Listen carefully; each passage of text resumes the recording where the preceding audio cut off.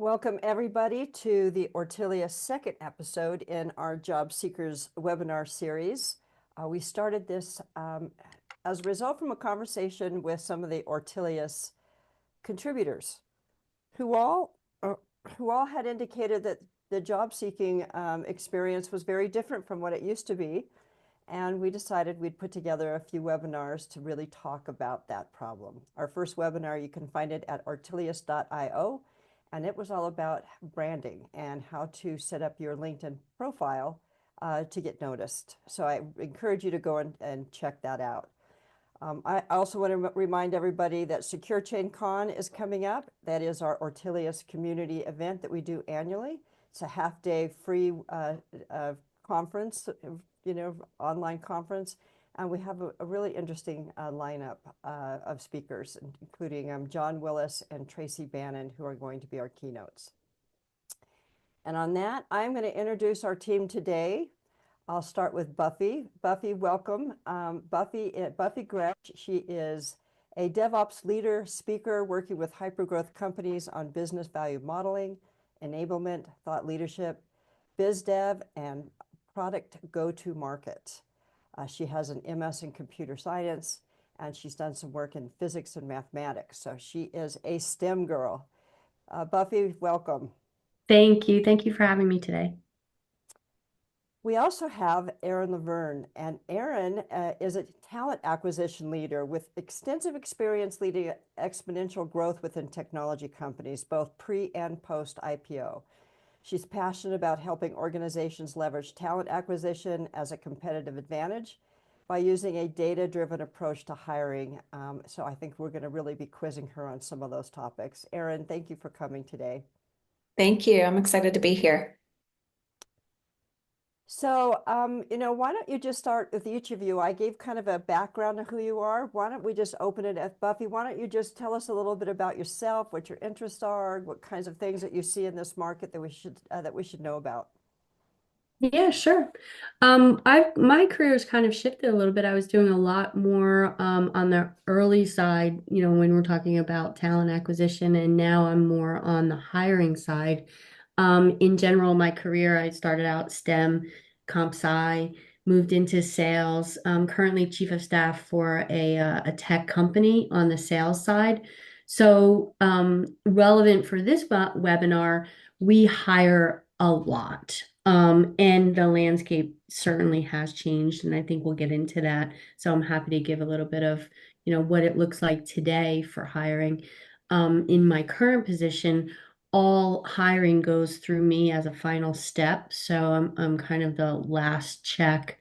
So I'll give you some insights as to what that looks like and how it might be different now than say, I don't know, like 5 years ago when I was at IBM and we were growing companies. It's definitely different today. So thanks for I having me. Yeah, Yeah, I pass think back. that is the problem that people are running into. And Erin, why don't you share a little bit of background about who you are and what you're up to? Sure.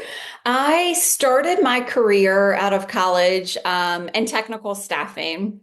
And then after a few years, realized I wanted to move over to the corporate side. So actually spent a number of years at Red Hat, but really missed that small company feel. So went and played in the startup world for quite some time and fell in love with building high growth companies and figured, hey, if I can do it here, what if I started my own firm and got to partner with a number of different organizations on their journey of scaling? So, founded Grove Talent Group and have been super fortunate to partner with companies all over the world and helping them scale their businesses. Yep. Amazing. No, no, And I I'm going feel to introduce, I was going to say, I'm going inclined to to introduce add. Brian Dawson now.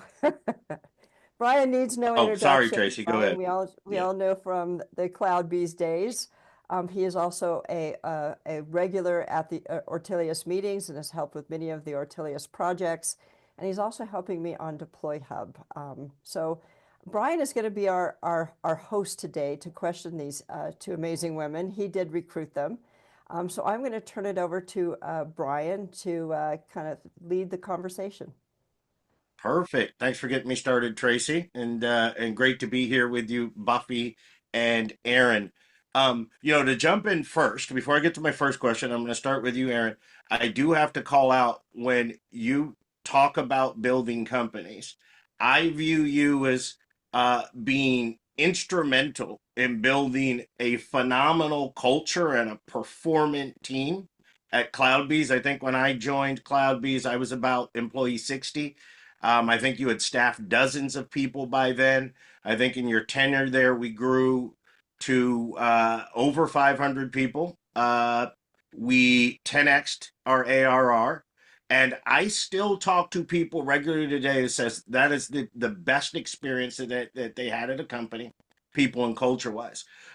So to that end, it leads me to ask you what what was your magic and what is your top strategy for identifying candidates that thrive in an environment like we had at CloudBees? Thank you for that.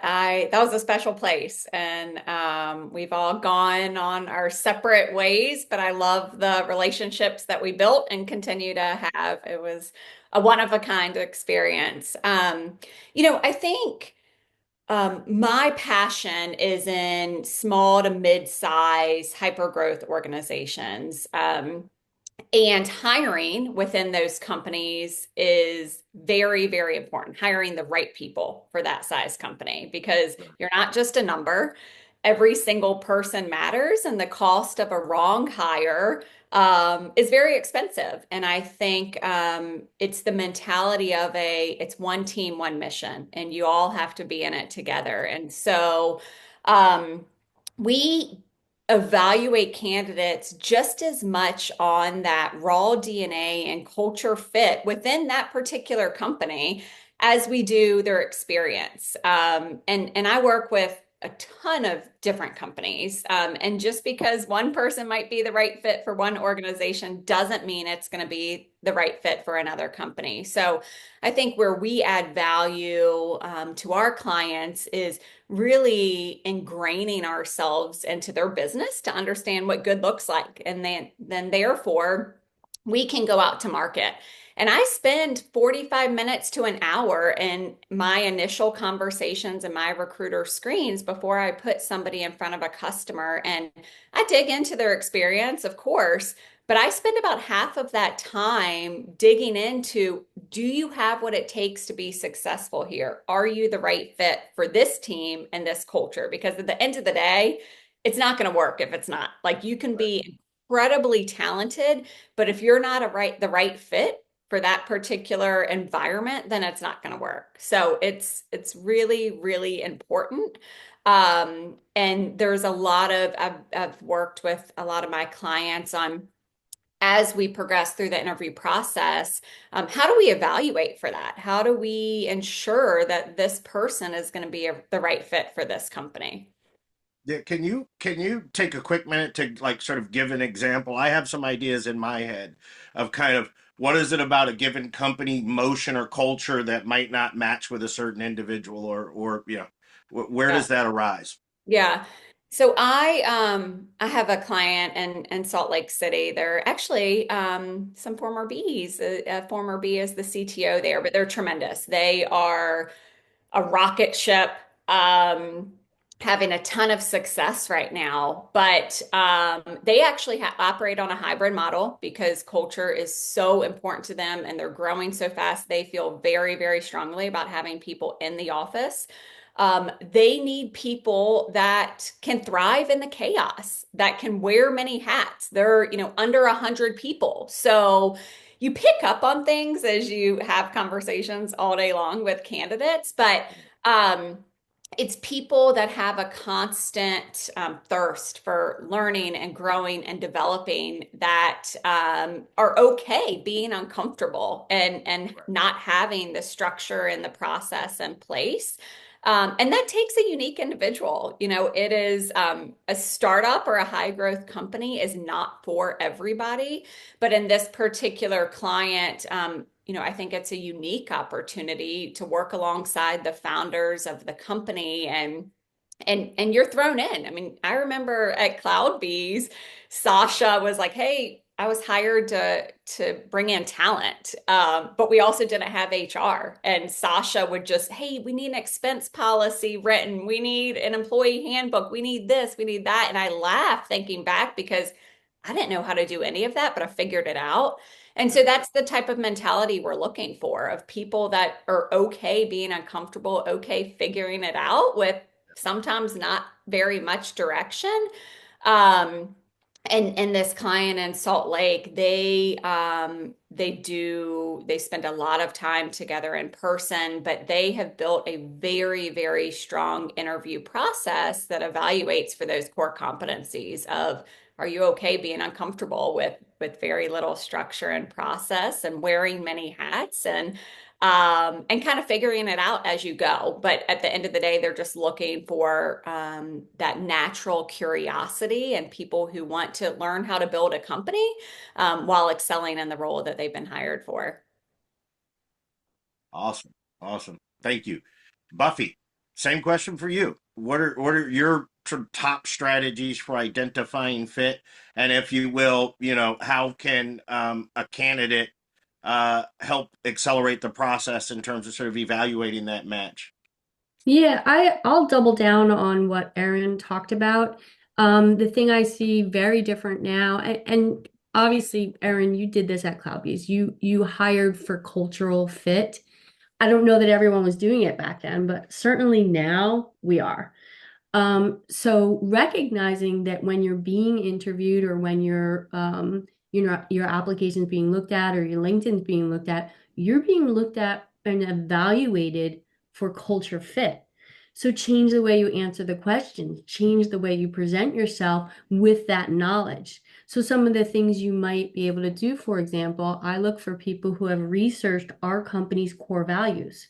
They recognize that we're not just looking at them and their individual skills. Like Erin said, we want what we call utility players. We want people that can, even if we're a little bit of a bigger company, our company is currently at 1 billion run rate, but we operate more as a small company because we want that culture and we want it so badly. So for example, when I'm on an interview and I ask you, do you have any questions? If you ask me questions about, hey, I saw on your website that your core values are honesty, blah, blah, and tell me more about that and how do you infuse that? If I'm seeing that you're taking interest in being part of a team, not just giving me your, oh, last week I, ran this much in revenue, or so I think recognizing that you're being interviewed and judged for cultural fit means do your research. Are you a cultural fit? And then figure out why and know that ahead of time. So, hopefully, yeah. So, Erin, I totally agree with you.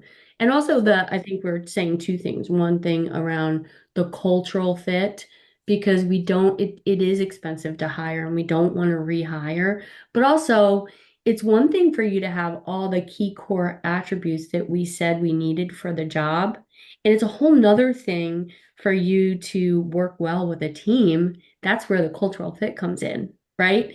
And you're actually in the interview process, there will be one person put in there to interview you specifically for cultural fit. You don't even know that that's what they're doing, but that's what they're doing. They want to know, they'll ask you questions that are more testing, like, are you open to other people's ideas? Are you open to being wrong? They may like pressure you. So I think understanding and acknowledging and knowing that that's kind of what you're being interviewed for will help you present the right way. So I'll just add one last thing and then I'll pass it back to you, Brian, is cultural fit also means we want to know what you've done, what you're doing outside. If you were on a cheer team, I want to know that, right? Because I want someone that is, was kind of had that competitive edge and like go and practice every day. So you might think that these things like your hobbies or your extracurricular sports are not important, but they are extremely important when we're evaluating you. Extremely important. Awesome. So Thank you. hope that So I answered have your a question question. then. I'm sitting here, putting myself into the person applying for the job and sitting in that interview. And I mean, our open source contributors have some of the talents that you're just describing. we have some that go and do outreach, they do blogs, they write code, they can just in it. We've never done it before. They jump in and take it over. Even if we have to mentor them along the way, or we're all figuring it out together, they'll stand up and say, "Okay, I'll try." How do you show that you can do that in an interview setting? What is it that you look for? I mean, how do you explain that? I mean, because some of them, like one of them, he's pretty quiet. He'll sit back and then we'll say, we need that done. And he'll say, okay, I'll do it. He'll just go off and And do he it. goes and But gets it done. But I don't know if I would see that because maybe he's not waving his hands or getting attention. Well, I'll pass to Erin on the, in the beginning on the search side, and then I'll answer it from more the interview side. Go ahead, Erin. Yeah, so I think and we'll dive in further in the conversation about information to include on your LinkedIn that would stand out to us. But in an interview, it's sharing, it's not just going through your day to day. It's what are you doing that's different than everybody else? And it's sharing stories like that, Tracy, of this is what I'm doing. This is how I operate. This is my working style that would get somebody like me excited of, okay, like he's willing to fail fast. Like we talk about fail fast mentality, willing to take risk, wanting to take on new challenges, but it's coming prepared with those stories and experiences to the interview to separate yourselves. From everybody else that is interviewing for that position. yeah, I like to jump in. I think about the case where we have some shy contributors, Buffy, before you take it, as I said, but wouldn't it be the case where some of us can speak for our work? You need to get out of your shell because no one is going to trumpet your horn but yours. If you are unable to speak for your work, then you need to make sure you're presenting yourself in a way that your work speaks for you. Is that fair to say, Buffy, and any other comments on Tracy's question? I agree 100%. It's so funny because when Erin was talking, the first thing that struck me in what she said is story, story, story. So recognize that when you're on an interview, you're on a sales call. I don't care what position you're going for, whether it's tech or marketing, you are on a sales call and you are selling the thing that you should know the most about yourself. And so if you want to prepare for that, learn how to sell. And part of selling is storytelling. And so that tees back to what Erin said. And there's a way to tell stories, and there's a way as a salesperson to interact. So if you want to be better on interviews, don't look up how to do interviews. Look up how to sell. And how you sell is you tell stories and you interact. Hey, Erin, I saw that on your LinkedIn, you joined CloudBees 5 years ago. Why did you join? And so that's me just being salesy, but then I can respond, she might ask me a question and respond not with oh, I was 5 years at IBM as an IT tech, blah, blah, blah. Hey, let me tell you a story about this. When I first joined IBM 5 years ago, I was so shy, I had to be yourself. So that's what people want. They don't want you robotic. So if you're going to practice anything, learn some sales techniques, learn how to story tell, and infuse that into your interview style. Yeah, yeah. Yeah, I will say you got me thinking about CloudBeast. So is it a bit of, and just trying to give a practical example, you guys grade me, right? Why did I join CloudBeast? Well, at my other company, I had the luxury of building out some automation for someone's source control repository and ultimately their deployment process. I discovered continuous integration and continuous delivery, and I tell you at that point, I knew that this was going to be the future of software. So, Aaron, when you called me and I realized I have an opportunity to work with Kosuke Kawaguchi on driving forward the software industry, I had to take this call. How'd I do? Love it. Fantastic.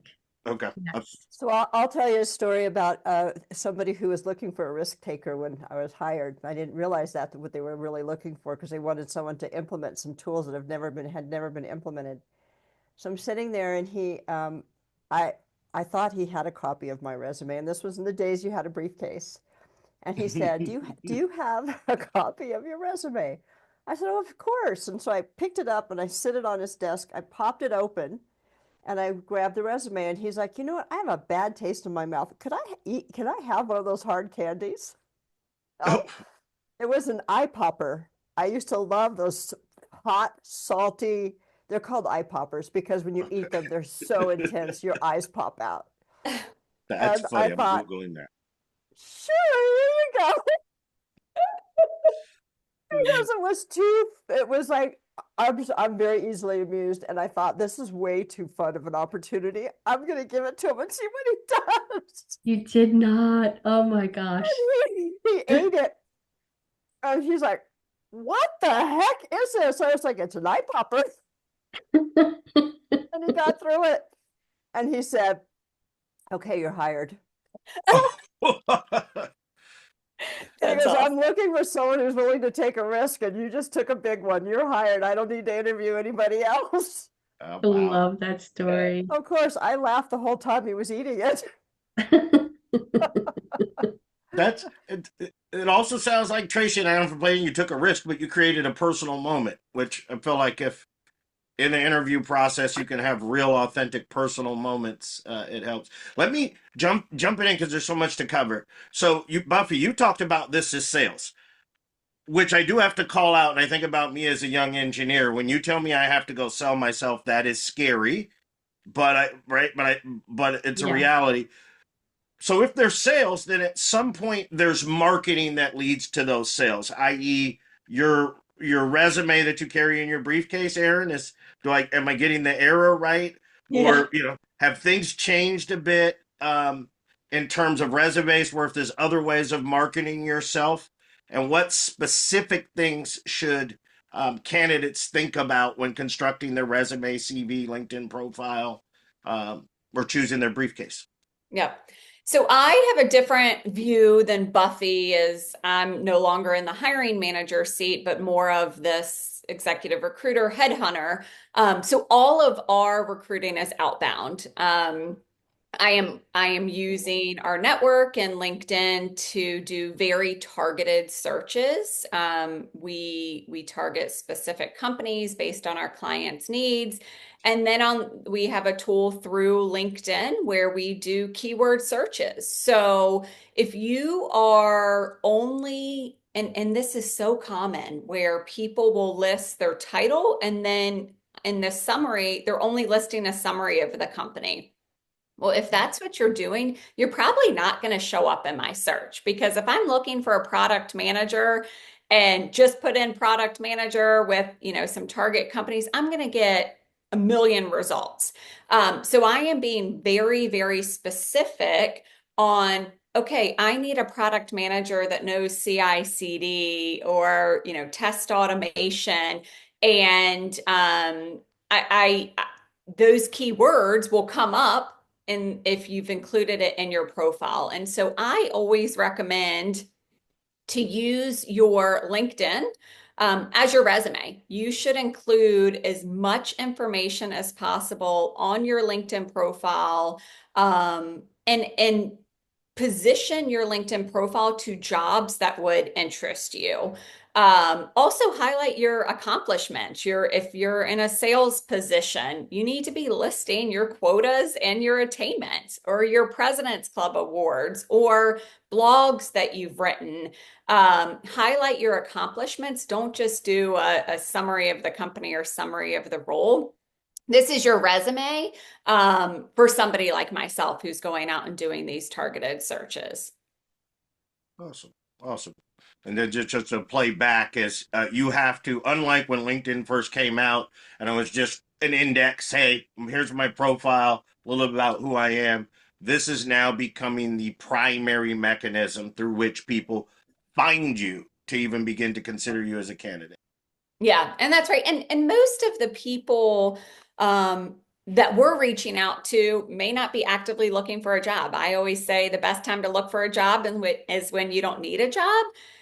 but never turn down, a conversation. You never know, what that could lead to. And so, yes, your LinkedIn is representing yourself. Having a professional, or photograph on your LinkedIn profile, including certificates or as much information as you can that would allow someone like myself to locate you. And Buffy, I'm gonna follow up and ask you the same question. Once they get through Aaron, what can candidates do to make sure that they stand out to you? Yeah, I think that's a great question. Similarly, LinkedIn is key for us as well. Think of your resume as the door in if you're not going through, like Erin, if you're not being outbound research. So, your resume is more just like used to get past AI bots if you're doing individual, applications to jobs online. But as a hiring manager, I'm never looking at your resume. I'm only looking at your LinkedIn. So the thing I look for are all the things Erin said. I would add to it. The first thing I do is I go look at references. And so through my career, any job I had, whether even if I wasn't leaving the job, I always asked my people I worked with and for references in LinkedIn. So LinkedIn does that referral right within the app. That's what I look at as a hiring manager. That's one of the key things I look at. But I think earlier in your question, you were talking about people that might have had skills doing open source and where do they put that. So to Erin's point, LinkedIn has all of these places where you can put links to work that you have done. Leverage that. Leverage LinkedIn for that. Um, the other thing I would say is just kind of a little bit of a side note. If you are applying for jobs online and you're trying to get, there's a new, in this age of AI, which is good and bad, right? AI makes it faster for us to apply for more jobs, but it also means that more people are applying for jobs. So I might have a job opening, and within the first day, I have 800 candidates. Um, Keywords and being extremely not specific, but vast about your keywords within your resume that you're uploading is going to help you get past the AI bots. So I know I answered maybe multiple questions there, but hopefully I didn't go off too far. I No, will piggyback on that, on the recommendations. Especially for an experienced candidate, it is a red flag to me as a recruiter if somebody does not have any recommendations on their LinkedIn. So and I think some people don't think about it, but it's very easy to go and ask for recommendations from, leaders that you've worked with, or for, from colleagues, but they actually matter a lot. And if somebody doesn't have any recommendations, it typically causes a little bit of pause. Yeah, no, I'll also say the tip I would give people if you're struggling to fill out your LinkedIn. So like Erin said earlier, if you have your title and then your job and you're like, oh, I do so much stuff, I don't know what to put and what not to put. Go find someone in that exact same job that you're looking for, the same job, and literally copy their words and then just tweak it to be true to yourself. Yeah, there's no harm in that. yeah, a number of unicorn startups were built just the same way. So, uh, Exactly. but no, that's a great tip. I hadn't thought of it. Now, I will ask. So we have we're dealing in the open source community, number of contributors, and I think you see two patterns quite often. One is someone that's a recent college graduate, and during college and post college, they've been continuing to a project in a very meaningful way. And another would be maybe somebody that's worked in one field, they're using open source to develop a new skill and pivot. Um, are there, so when they go in and they craft their resume, I may be going for a position, a DevOps engineer, but I spent my past 10 years of my career as a UX engineer. and I have to figure out a way to present this experience that I have in the open source community, contributions to sort of catch your eye. Are there any practical tips that an open source contributor in that you can give to an open source contributor in that situation? Either of you, open question. I mean, I'll pass it to Aaron. Like, Or if it were Tracy. me, Aaron, this is the way. If it were me and I had all of this bounty of open source work, I would put my open source work as a job to overlap my current job. And say I did it for 5 years, I would put that job from 5 years ago to present, along with my current job, open source contributor. And I would write all the stuff I did as if it were a current job that's overlapping. It's kind of like similar to when you are, contributor to a company on the board, you would do the same thing. Like you're a board member, but you also have your full-time job. If they show up both, I don't know, Erin, if that would pass your test. No, that's exactly what I was going to say is it's very relevant experience. It's how you position it. So I would absolutely include that on your LinkedIn as if it were a job, and include as much detail as possible about what you've been doing. Same as like an advisor, you'll see that listed, or even, community work or volunteer work or different. I love to see those experiences listed on somebody's resume or LinkedIn. So bring them out from kind of the bottom of your LinkedIn page or resume, bring them in as meaningful work. Tracy, anything to add? I think that the topic or the discussion around recommendations on your LinkedIn profile is an important one to reinforce. Before we did the first one, I didn't realize how important they were. I was really unaware that, I would have thought, well, if you want recommendations, I'll give you, I'll send you my recommendations. But to have them on the LinkedIn profile is pretty important. And so I just want to encourage everybody in the open source community and the Ortelius community, be sure to recommend each other because you've worked with each other and you are good references. Awesome. Awesome. Yeah, it is, to date myself a bit.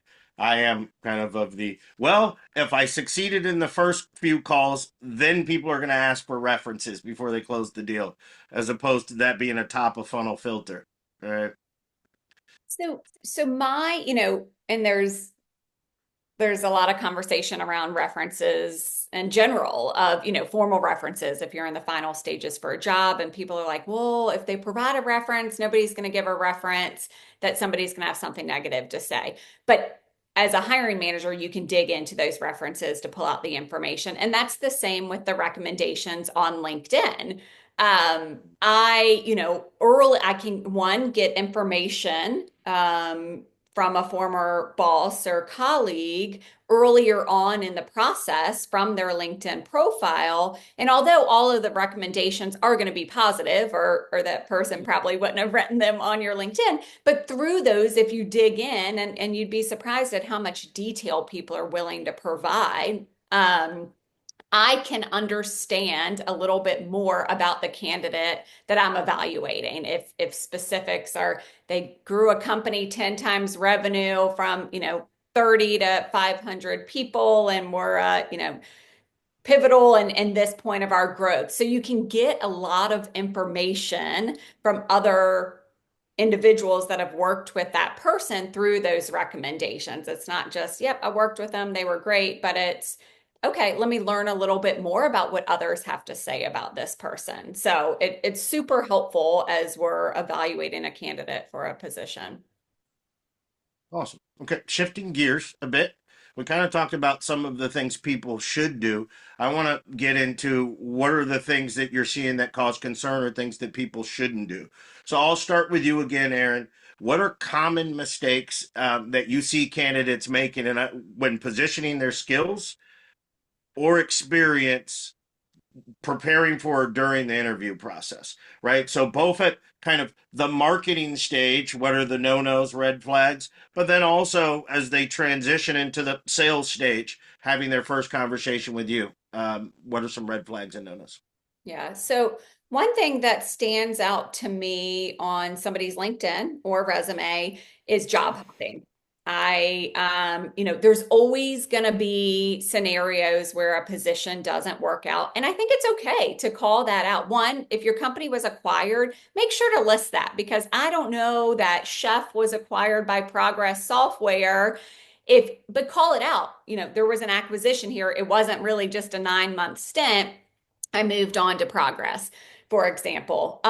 So if there was a reason that it was a short stint, I think it's okay to call that out. But if somebody, it's okay to have one or two, but if somebody has a track record of jump, jump, jump, jump, jump, my customer is going to look at them and say, they're going to jump as soon as something better comes along. So that is a red flag. Um, on your LinkedIn, again, like, it's not the time to be humble. So make sure that you're positioning yourself in the right way. One thing that has really struck me a lot lately, and we'll get into the market and the conditions, but um, in my position, I have been hired by my clients to find talent for them. So for candidates out there that are interviewing, understand that the recruiter interview is part of the formal interview process. And I don't know, I've seen recently, I've had people no show for interviews and then call me and say, oh, something happened. Can we reschedule? I'm like, or show up late or in an unprofessional setting, or driving and with their kids in the background. And maybe I'm too tough, but I, again, am hired to present the best candidates in the market to my customers. And if they're not going to show up in a professional manner for me, then I'm not going to risk putting them in front of my client for them to do the same thing. So it's how you show up. I feel like these are like 101, taking it back to the basics, but I'm interviewing incredibly senior level people that forget how you show up is really important. Being prepared. There's no such thing as being over prepared for an interview. Um, Doing your research on the company, downloading the product, looking at testimonials, looking at the company's values, again, going back to the culture fit. Um, Coming prepared with not questions. I just had this one last week. And again, talking about culture fit, the 2 questions this person had was, what is your PTO policy and what is your work-life balance? And that was all she wanted to know. Right. They rejected her after the first conversation. But showing that curiosity. I'll just put you on the spot because I want people to walk away with kind of practical, tangible tips. What's an example of a question? And I'll ask either of you, Buffy, chime in. What's an example of a good question for a candidate to ask as they go into an interview? I mean, anything from culture. Tell me the day in the life of someone in this position. What does the career path look like for this role? What are the future plans for the company? I mean, you can ask 100 different questions. Just not how much you guys paying me and when do I get off? Right. Every day. And Right. there's a time and a place for that. I'm not saying that asking about work-life balance is inappropriate, but there's a right way to ask that and there's a right time to ask that. So again, coming prepared with really well thought out questions, having done your research, being prepared with what is your narrative? What is your story? Just walking through I've been a software engineer for 8 years and this is what I've developed. This is my story. This is where I've been, and this is where I want to take my career. And that's how this ties into why I'm a good fit for this opportunity. Using the interview process as your sales campaign. So whether it's a product manager or a sales role, this is your one chance to play for this job. And what I mean by play for it is being prepared, doing your follow-ups after every interview, sending a follow-up. Here were my takeaways. This is what I'm looking forward to learning more about. I think salespeople are a lot better than more technical people at that, but we expect it from everybody. Using others in the interview process. Hey, Brian, I'm about to interview with your boss. Do you have 15 minutes to connect before this interview to help me prep. We like Yeah. those things go really far. You know, you've got one shot. And if you really want the job, and in this market, as Buffy said, there's a lot of people out there competing for the same role. So you've got one shot to represent yourself in the best way possible. Awesome. Um, Buffy, you'd come off mute. You look like you had some comments and or answers to some of the discussion thus far. Floor is Yeah, yours. no, I'm right in line. I mean, all the things that Aaron mentioned were at the top of my list. You know, we look for people jumping anything more than anything less than 1 year. So if you're doing a year at jobs, you might want to just say 2 years at a job. Like at some point, if you jump job 3 times, just stick it out for 2 years because if you don't, you're kind of gonna wreck, you know, you're not going to look great for folks who think you're just gonna jump. Open to work. If I were, we don't, I would say if someone on their LinkedIn has open to work tag, I understand why you would do that, right? Because you want to be recruited. But for us, that means you don't have a job, and then I have to figure out why don't you have a job. So it's an extra step for me. So I would, if it were me, I wouldn't have the open to work tag on my picture. Do Um, do you guys use that as a filter when you're looking for candidates? Like, do we lose the opportunity to be found if we do that? I think you have the option of not having the tag on, but you can still be open to work without the tag. That's right. So in my tool, I can view candidates that are engaged in the job market or formally open to work that you would not be able to view publicly on LinkedIn. Got it. Okay. Yeah. And then what Aaron said about showing up is imperative, right? So, you know, on my list are, you know, the no-nos are people who haven't done their homework and don't have thoughtful questions. I can't tell you how many times I've done interview and I say, do you have any questions? And they say, no, you covered it all. How could I cover it all? We talked for 30 minutes. Like there is so much. So I think if you go into the interview knowing that the interviewer, a good interviewer is going to want to know why change, why us, and why you? Why change? Why do you want this job? Like, why are you changing your current job? What's wrong with your current job? Have a story around that. But I wouldn't do it as a, you know, a chance to say how terrible your current job is. You know, have a story that's about inspiration, about how you want to shift, about how you're inspired. Why us? I want to know why you're even coming to this interview. It's 30 minutes. Like, why us? Did you do your homework? Hey, I see you guys are owned by KKR, which I know is a private equity firm that gives everybody equity. I love that kind of environment, teamwork. I love that your core value is honesty. That's why us. And then why you? I thought I was a great fit, and here are the reasons why. I might not look like it on paper, but it doesn't matter what job you give me, I'll get it done. Like I started my last career and I don't know, I'm just making stuff up. Oh, I never had Oh, done sales great example. enablement Yeah. before, but you know, like it's the like showing that you are a team player. So why change, why us, why you, making sure that you are prepared to answer those questions in your interview. I'll give you one easy way.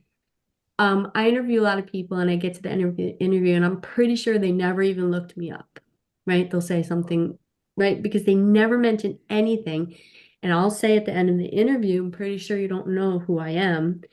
And not because the interview is about me, but it shows me that you are looking for a sales job, but any job, and you have not done your homework. You know nothing about me. And the way you could have shown me that you knew about me is a very easy way. You could have simply said, hey, Buffy, I see you joined the company 5 years ago. Why did you decide to join? And did, you know, it make your How's dream? your experience been? Right. Yep. Yeah. It's such an easy way because it tells me in one sentence that you did your homework and that you care what other people think and that you're wanting to join the know more about the company. It's so that's what I look for in interviews is did you do your homework? And there are ways you can show that. So I think that the mistake that some job seekers might make then is to assume that an interview is one directional. So when you're looking for a job, you're interviewing the job.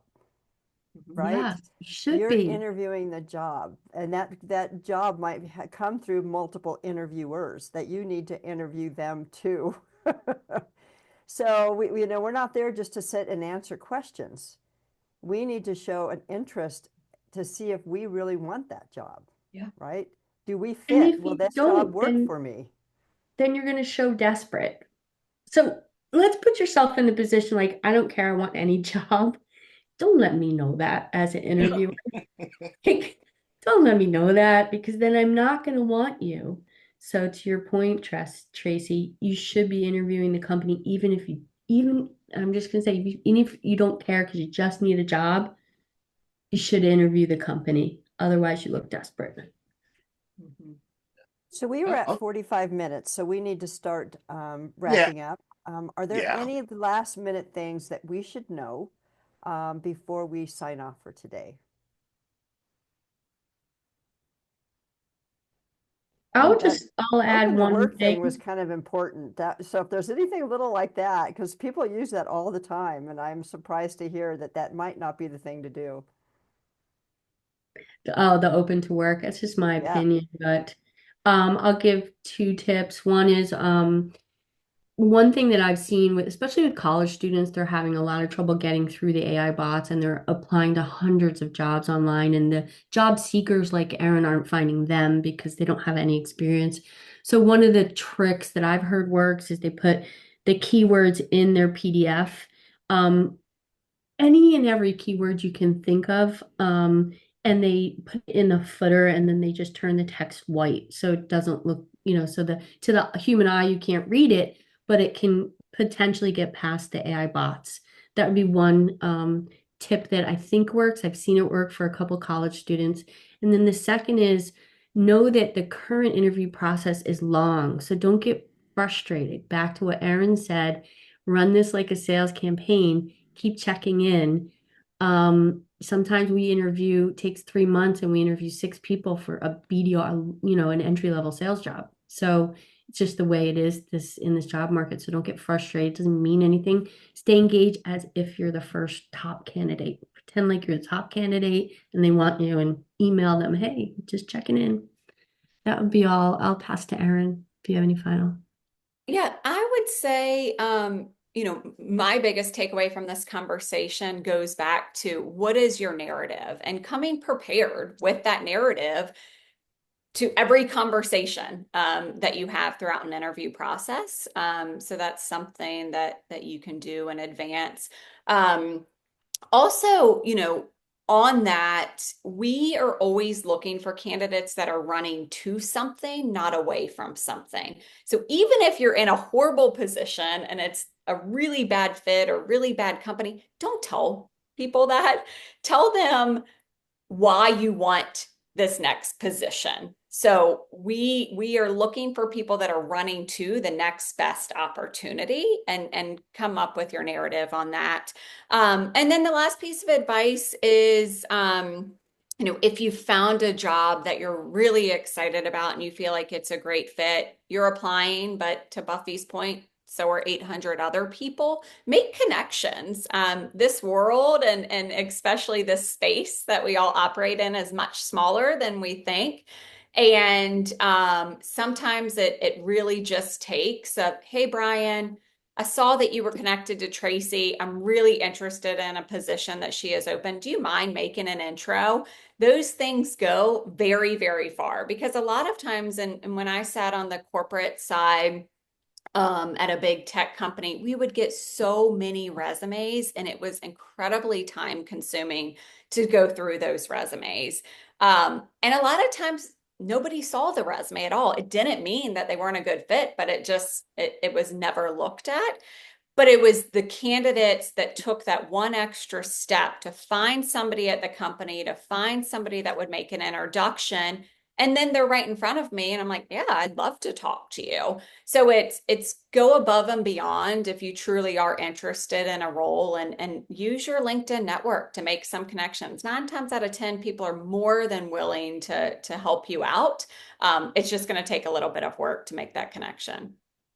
I think to that point on the connections, just tactically, um, I tell people who are looking for jobs, literally connect to everyone, like 100 connections a day, connect. Like, it doesn't matter if it's not Facebook. Like, it doesn't matter if you don't know the person. So, like, for an early career person, I said, go to one of your parents or someone you know, literally go down the list of all the people they're connected to and request a connection. And do that every single day until literally LinkedIn tells you to stop, like they cut you off, which they will, right? But because, and I'm going to tell you why. So for the technical people out there, this is why. If you're not, Erin has special software where she can search, but people like me searching, I'm only going to find people that are first and second and third connections. If you're not connected to anyone, no one will find you. They will just not find you. You don't exist. So every day, start connecting to people. People you don't know, it doesn't matter. Awesome. Thanks. Tracy, you Ladies, want to yeah, take us thank out you of here? so much. You know, we started our episode 1 with Darren Straff, who really talked about creating the narrative in LinkedIn, building your story. And he's a storyteller, and he worked really on how to tell our story and what we needed to show in LinkedIn. And I think that this follow-up has been great because now we hear why. We hear why that's important, how that narrative makes sense, why LinkedIn is so important. And thank you both so much for rounding out the story for us in this episode 2 of our Job Seekers webinar. Thank you. And I hope all of you who are out looking for jobs find one soon. Yes. Thanks all. And good Thank luck. you. Thank you.